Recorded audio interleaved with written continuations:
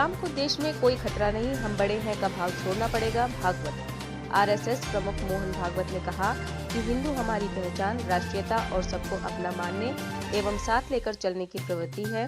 इस्लाम को देश में कोई खतरा नहीं है, परंतु उसे हम बड़े हैं का भाव छोड़ना होगा। ऑर्गेनाइजर और 5 जन को दिए साक्षात्कार में सरसंघचालक भागवत ने एलजीटीबी समुदाय का भी समर्थन किया और कहा कि उसकी निजता का सम्मान किया जाना चाहिए और संघ इस विचार को प्रोत्साहित करेगा। मुख्यमंत्री योगी आदित्यनाथ पहुंचे गोरखपुर। मुख्यमंत्री योगी आदित्यनाथ पहुंचे गोरखपुर। सीएम ने बाबा गोरक्षनाथ की पूजा अर्चना की। महंत अवैधनाथ की समाधि पर माथा टेका। सीएम योगी गोरक्षनाथ मंदिर में करेंगे रात्रि विश्राम। सुबह सीएम योगी करेंगे पूजा अर्चना और गौ सेवा। सुबह आर्य नगर जाएंगे सीएम योगी। दिवंगत पत्रकार डीके गुप्ता के घर पर भी जाएंगे। दिवंगत संतराज गोरखपुरी के आवास पर भी पहुंचेंगे सीएम योगी। उज्जैन में चाइनीज माझा से कटा व्यक्ति का पैर। घर से बाहर कुछ सामान लेने के लिए गया था पीड़ित, तभी पैर में माझा फंस गया। पीड़ित ने उसे तोड़ने की बहुत कोशिश की, मगर वो माझा नहीं टूटा, बल्कि उसके पैर की नस कट गई। प्राथमिक उपचार कराने के बाद वो खतरे से बाहर है। एएसपी उज्जैन अभिषेक आनंद ने दिए जांच के निर्देश।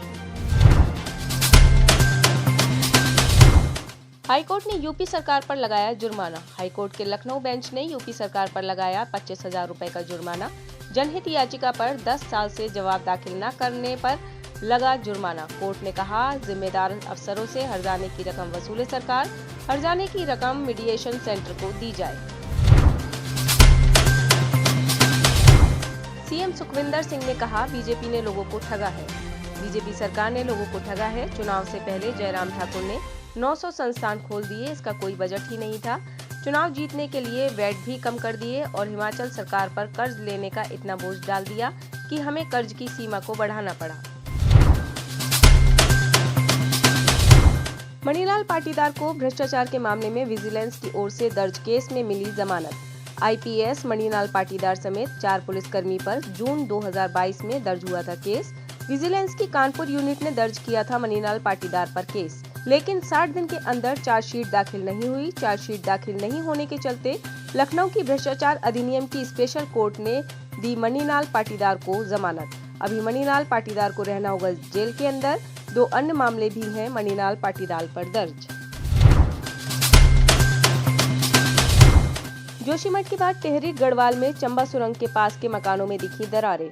उत्तराखंड के जोशीमठ के बाद अब टिहरी गढ़वाल में चंबा सुरंग के पास के मकानों में दरारें दिखी हैं। मकानों में दरारें देखकर यहां के लोग भी दहशत में आ गए हैं। वहीं जोशीमठ में स्थिति ज्यादा खराब होने के कारण यहां के लोगों को सुरक्षित जगहों पर पहुंचाया जा रहा है। पूर्व प्रधानमंत्री लाल बहादुर शास्त्री की 57वीं पुण्यतिथि पर गृह मंत्री ने दी श्रद्धांजलि। देश के पूर्व प्रधानमंत्री लाल बहादुर शास्त्री की 57वीं पुण्यतिथि पर बीजेपी के पार्टी अध्यक्ष जेपी नड्डा, केंद्रीय गृह मंत्री अमित शाह ने उन्हें श्रद्धांजलि अर्पित की और कहा कि उनकी सादगी, ईमानदारी और कर्तव्य निष्ठा पूरे देश को प्रेरित करती है। ड्यूटी ज्वाइन न करने पर होगा सस्पेंशन, भगवंत सिंह मान। पंजाब के मुख्यमंत्री भगवंत सिंह मान ने हड़ताल पर गए पीसीएस अधिकारियों को बड़ी चेतावनी दी है। मुख्यमंत्री ने सभी अधिकारियों को बुधवार अपराह्न 2 बजे तक ड्यूटी पर पहुंचने का आदेश दिया है। हड़ताल पर चल रहे अधिकारियों द्वारा 2 बजे ड्यूटी ज्वाइन न करने पर होगा सस्पेंशन। उपराष्ट्रपति ने सदन में अशोभनीय घटनाओं पर क्षोभ व्यक्त किया। उपराष्ट्रपति जगदीप धनखड़ ने संसद एवं विधानसभाओं में अशोभनीय घटनाओं पर क्षोभ व्यक्त किया।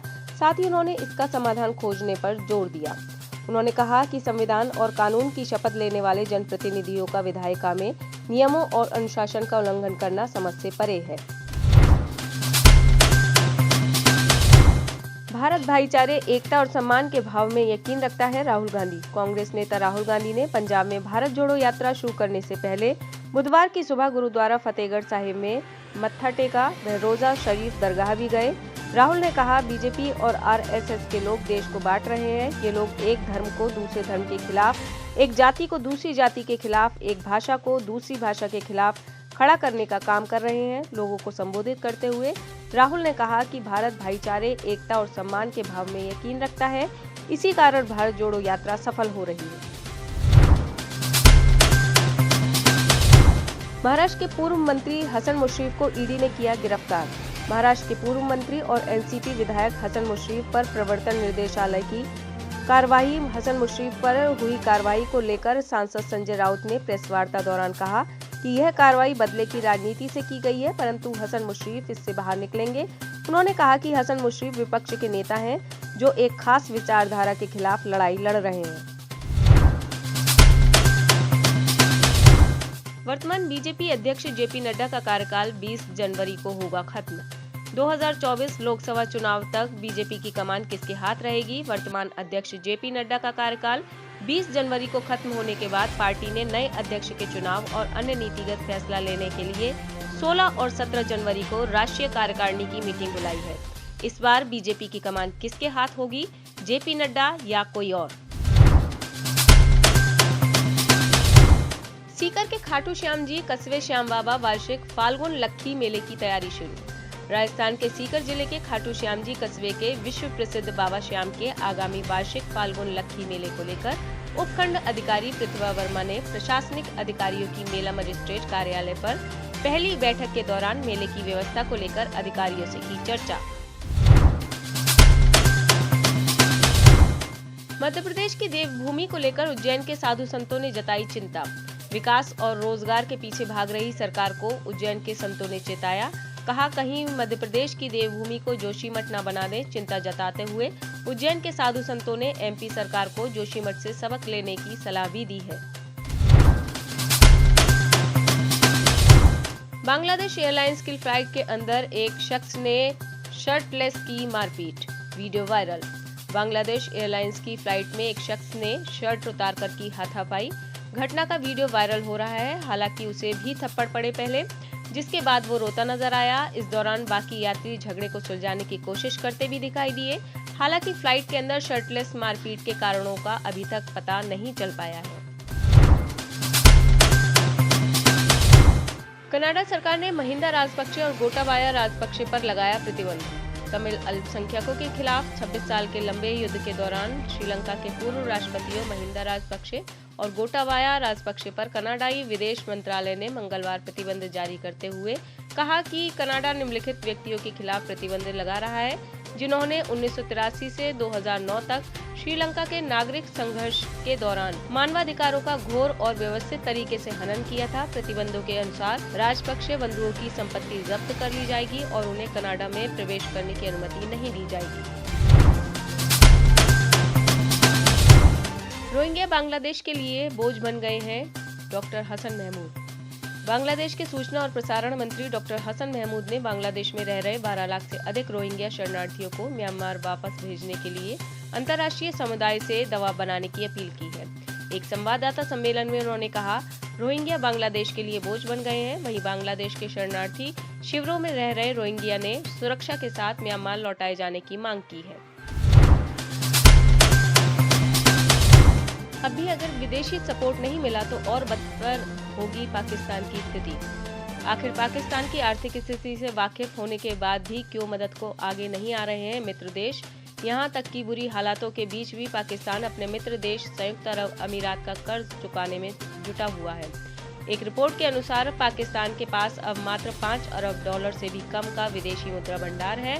ऊपर से अरबों का कर्ज पहले से ही है। इतने कम पैसे से केवल 3 हफ्ते के इंपोर्ट के लिए भुगतान कर सकता है पाक। ऐसे में अगर अन्य देशों का साथ नहीं मिला तो पाक की स्थिति और ज्यादा खराब हो जाएगी। फ्रांस की राजधानी पेरिस में खूनी खेल। फ्रांस की राजधानी पेरिस के सेंट्रल रेलवे स्टेशन गारे डू नॉर्ड पर एक व्यक्ति ने वहां के यात्रियों पर चाकू से हमला कर 6 लोगों को घायल कर दिया। फ्रांस पुलिस के हवाले से बताया गया है कि हमला करने वाला व्यक्ति अकेला था। हमलावर के हमले के दौरान रेलवे स्टेशन पर सुरक्षा में तैनात पुलिसकर्मियों ने ओपन फायर किया, जिससे हमलावर घायल हो गया। उसे गिरफ्तार कर लिया गया है। यह घटना स्थानीय समय के अनुसार सुबह 6:45 की है। इस हमले में घायल व्यक्ति काफी गंभीर स्थिति में है। आप इस खबर के बारे में क्या सोचते हैं, हमें कमेंट सेक्शन में बताएं। साथ ही ब्रह्मास्त्र न्यूज को सब्सक्राइब और शेयर भी जरूर करें।